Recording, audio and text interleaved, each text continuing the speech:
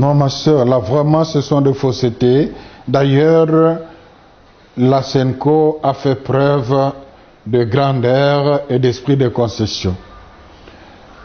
Le candidat de la SENCO était celui qui était le mieux coté à la présélection au niveau du secrétariat technique. C'est lui qui a eu le maximum de points, 8 sur 8. Et c'est celui-là qu'à un moment donné, la SENCO par le cardinal a retiré pour favoriser le consensus. Donc, la SENCO n'était pas accrochée à son candidat. Il l'a remis parce qu'il n'y avait pas de consensus entre les deux. Et pour nous, il était question de ne jamais accepter la candidature de Malonda parce que nous savons que le peuple ne supportera pas ça. Et aujourd'hui, je crois que ça se prouve de l'une ou l'autre façon. Ce qu'ils appellent vote, c'est le fait que le cardinal appose. Quand il a remis la candidature du candidat de la SENCO, de Cyril, ils étaient de nouveau 3. Après avoir expliqué longuement pourquoi la candidature de Malonde a été très dangereuse pour le pays, il a voulu poser une question démocratique. Voilà, après tous ces échanges, qui pense encore que la candidature de Malonda peut rester sur la table de négociation? Ils étaient 6, c'est ça qu'ils appellent vote. Il a continué. Qui pense que la candidature de Yale, donc des protestants, peut demeurer sur la table de négociation? Ils étaient 3. Sonny Kafuta a soulevé la main 2 fois. Il a continué. Qui pense que la candidature de Cyril peut demeurer sur la table de négociation?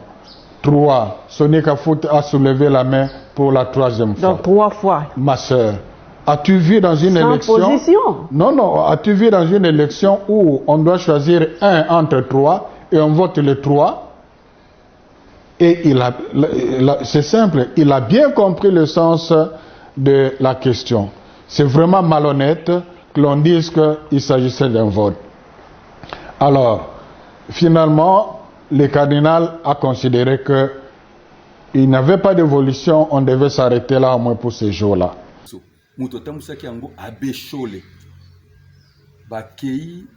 Na centenaire ya nini ya ba protestant na siège ya ECC kunande bakendeki ko travail alors bazalaki na 22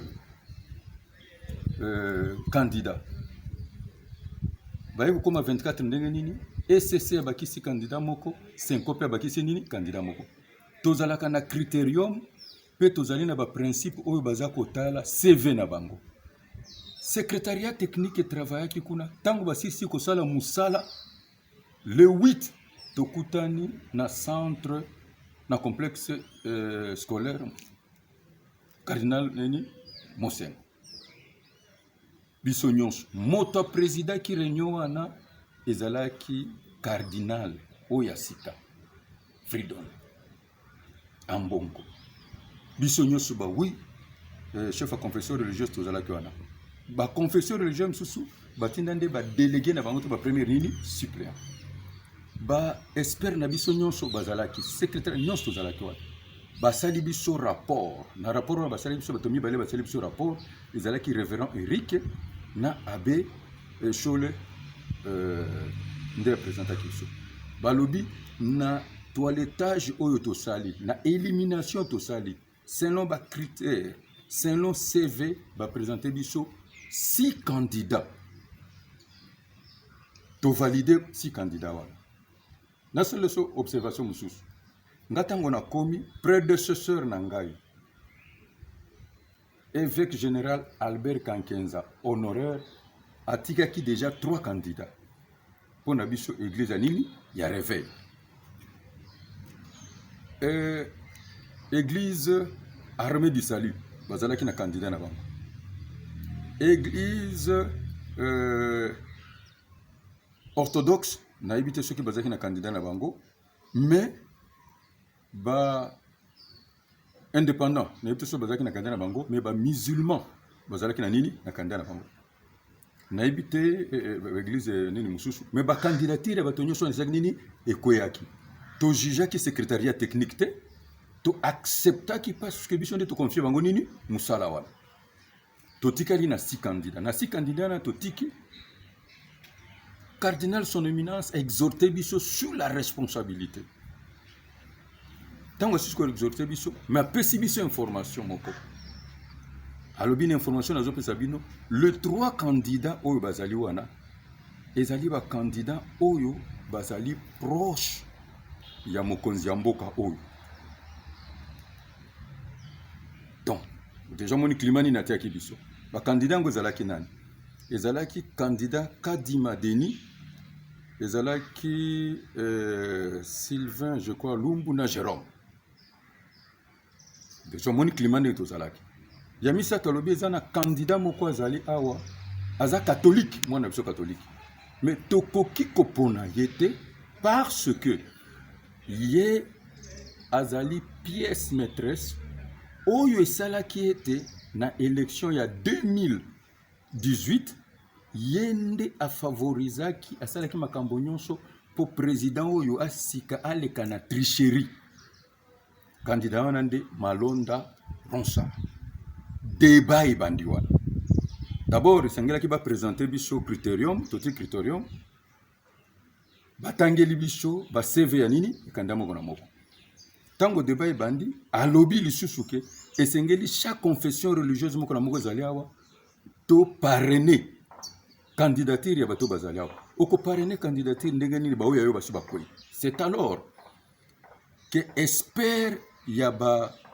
musulman alobi biso tokozwa candidature ya Kadima mais chef na ya confession religieuse lokola bayokanaki te a désisté ndenge Kadima batie pembeni ngai nalingaki nazwa Jérôme plutôt Sylvain Lumbu pour na CV na plutôt excusez-moi pour na CV na yo mais parce que ba candidat ya biso ya RC bazaki baso bakoyi et que na tunaki conseil de sageté na mi réservaki ndenge wana ba candidat nyonso bakoyi en bref bakoyi po baza baluba po baza na lien tribal na chef de l'État pour se supposer que chef de l'État nde atindi bango wana totikali na 3 nini candidat na 3 candidat bango babimisi Cyril oyo ezali candidat nini ya catholique babimisi Eyale oyo ezali candidat ya ECC sikoyo na ba CV ndenge batalaki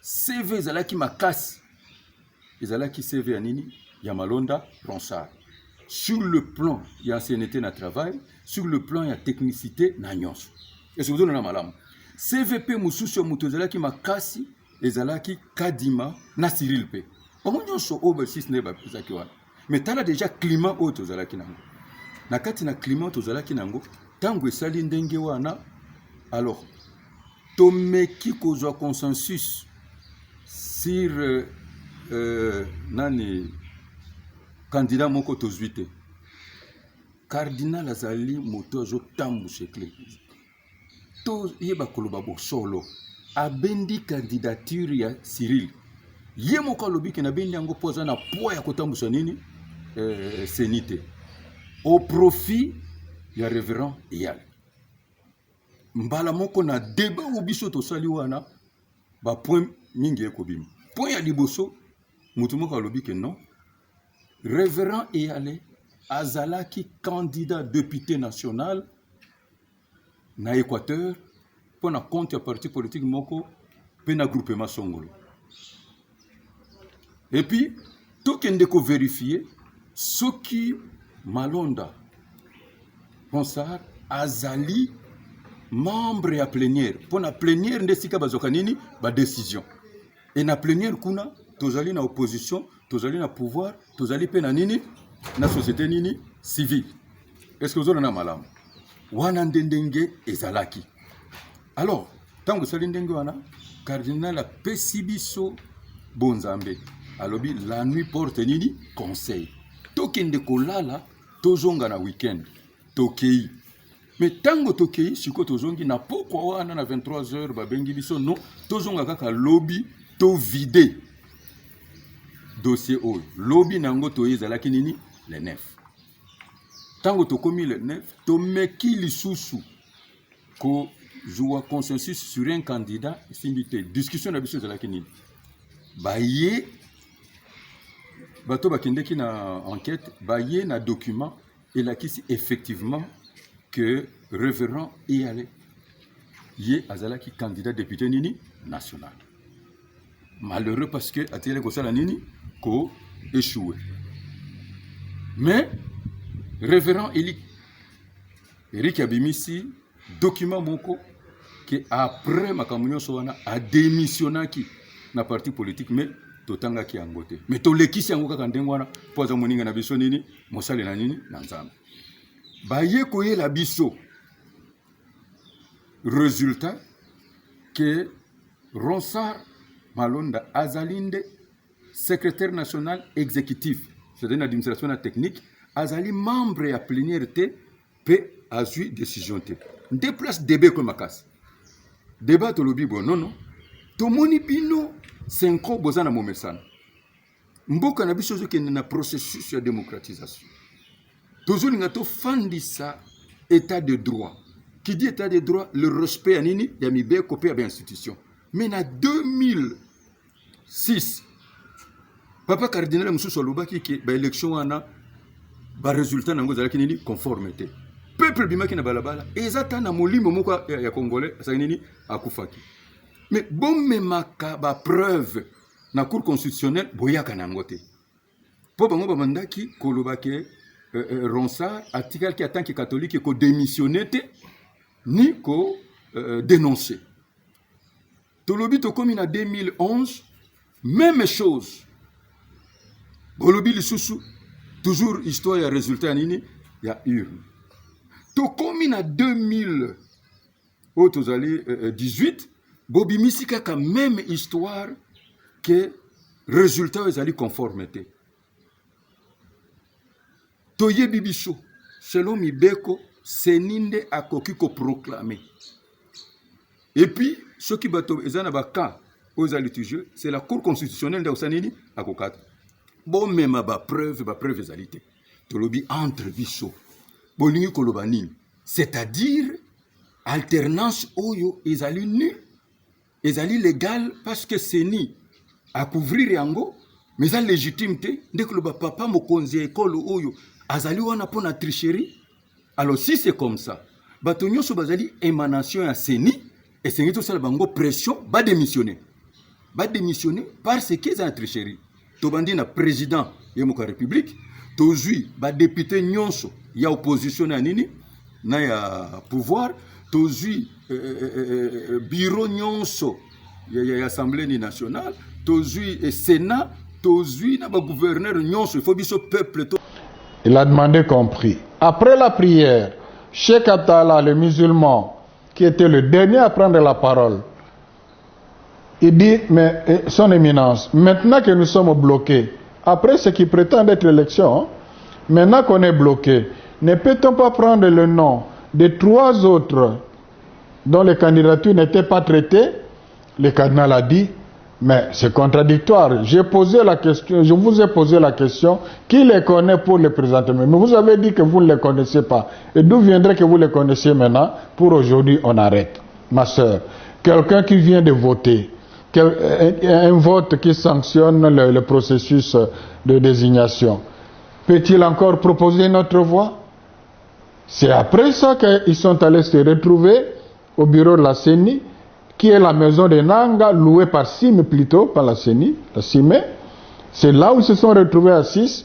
Ils ont considéré le fait que comme les 6 ont manifesté la volonté de désigner Malonga, c'est ça qu'ils ont transformé en vote avec un PV signé par je ne sais qui. Le président n'a pas signé?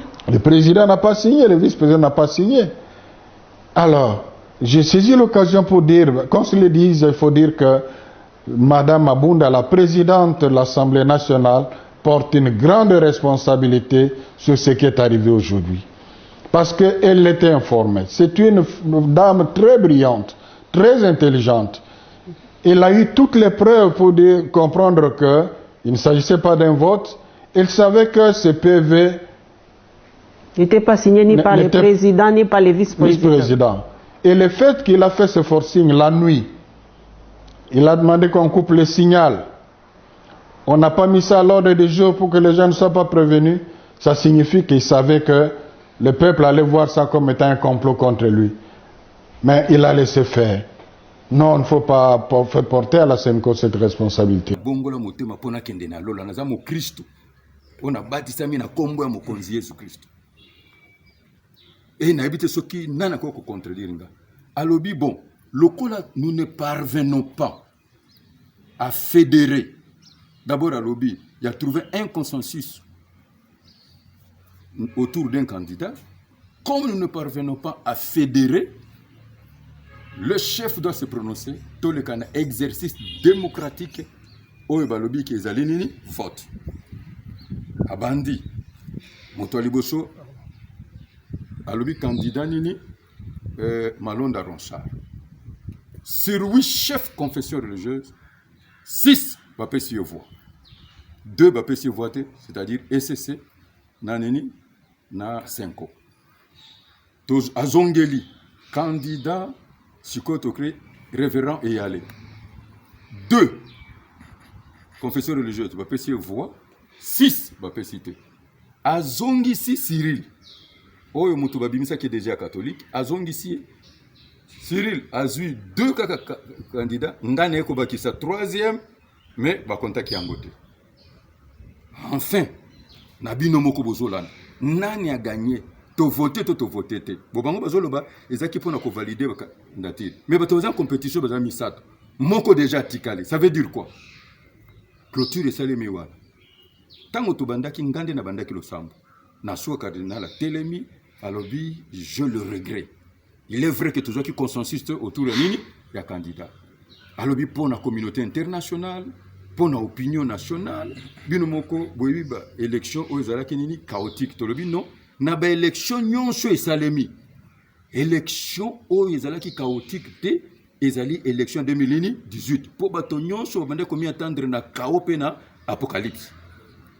Na yango tango ba proclamer résultat bo mona ki molongo mobimba ndenge nini eleki parce que to moni parti obiso nyonso oto yebi ezakala ba parti mi balé on eto ndimaka keza ba parti politique ezali parti lumumbiste palu na UDPS nde ba parti oto yebi ezalo kola ba religion to moni mwana mboka Félix Antoine Tshisekedi Aleki. Je ne crois pas qu'il y ait eu des cas majeurs.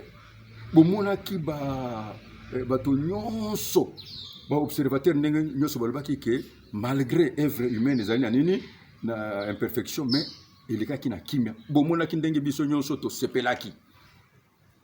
Eloko esalaki mwa mawana mitema ba congolais ezali que président na biso ya sika atikali kozwa majorité te na nini na parlement.